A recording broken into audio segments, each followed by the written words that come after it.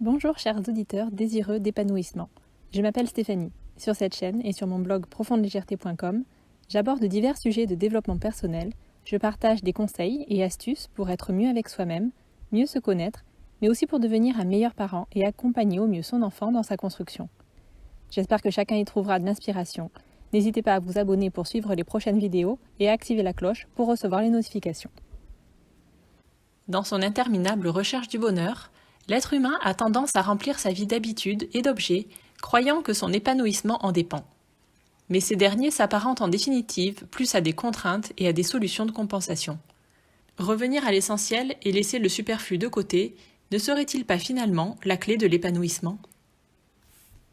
Il faut profiter de la vie. Il faut profiter de la vie. Voilà ce que répétait un ami de mon frère lorsqu'il était encore enfant.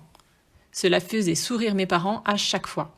Entendre ces mots dans la bouche d'un petit homme de 10 ans laissait transparaître à l'époque une certaine forme de rébellion.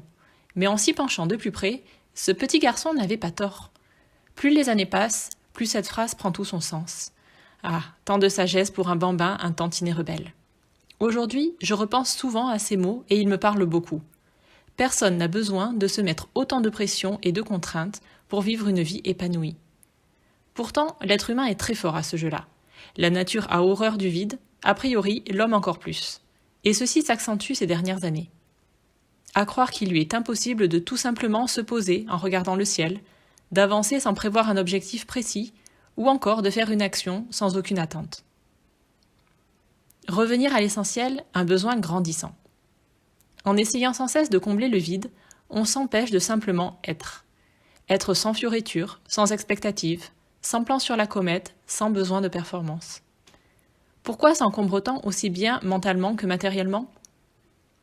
Tout comme on n'a pas l'utilité de 3 stylos bleus ni de 10 paires de draps, on n'a pas non plus besoin de remplir notre quotidien avec des tonnes de contraintes.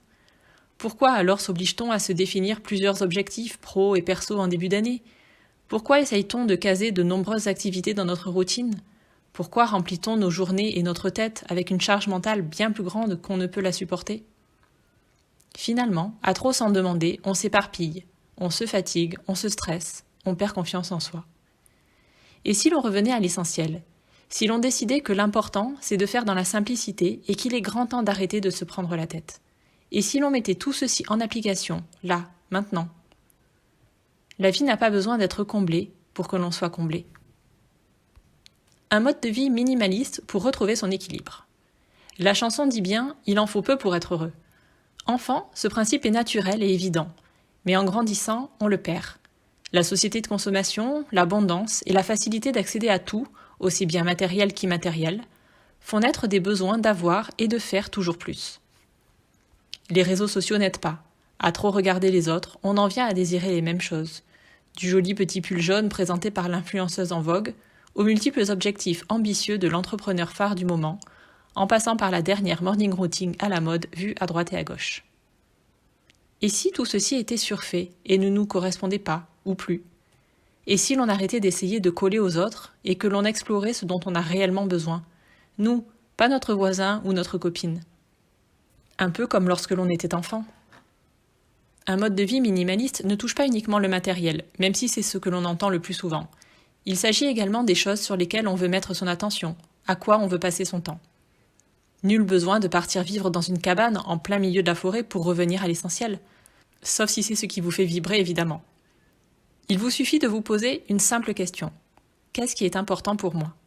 D'ailleurs, ce besoin de remise en question arrive souvent à l'approche des 40 ans et peut déclencher un gros pétage de plomb. Tout comme une maison remplie d'objets, de décorations et de meubles est pesante et étouffante, une vie surchargée est stressante et oppressante. Comment alléger alors sa charge mentale et revenir à l'essentiel ? Chaque chose que l'on fait entrer dans notre vie semble nous dire « tu as besoin de moi pour être heureux, je vais t'apporter ce qu'il te manque ». Le problème, c'est que l'on ne sait même plus ce qui fait réellement notre bonheur. Alors on passe son temps à lui courir après, à remplir notre maison, notre tête et nos journées pour nous rassurer pensant que c'est cela qu'il nous manquait.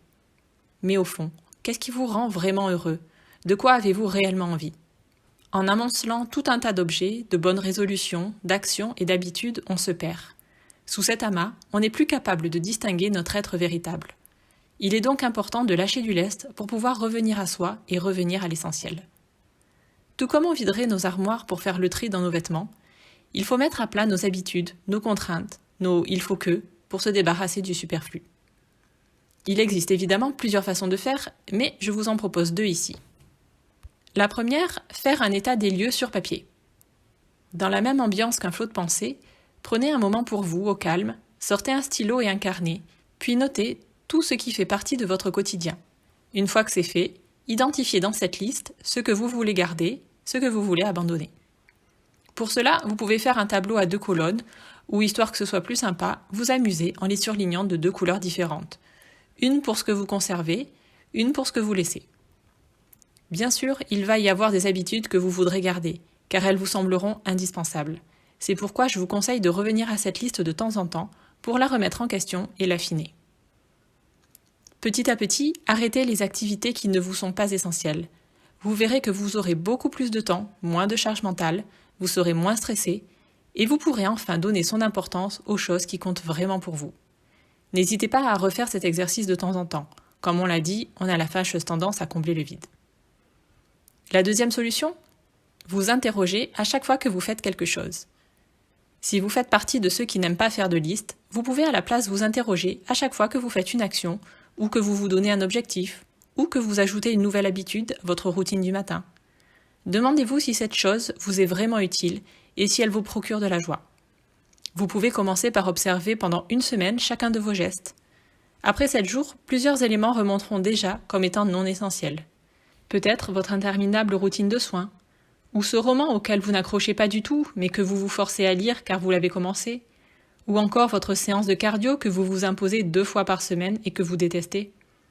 Vous serez alors prêt à les laisser de côté pour profiter de votre temps vide, pour souffler, pour prendre du temps pour vous, ou pour faire autre chose qui vous tient plus à cœur.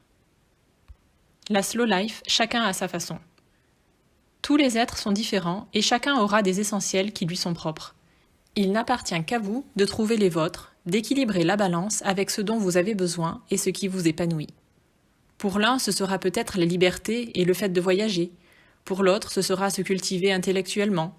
Pour un autre, ce sera profiter de sa famille. Il n'y a pas de bonne réponse. Trouvez simplement ce qui est juste pour vous et simplifiez-vous la vie dès que vous le pouvez. Mais attention à ne pas vous mettre à la pression pour essayer d'épurer la moindre miette. Prenez le temps. Faites-le comme un jeu ou comme un nettoyage saisonnier sur lequel vous revenez de temps en temps.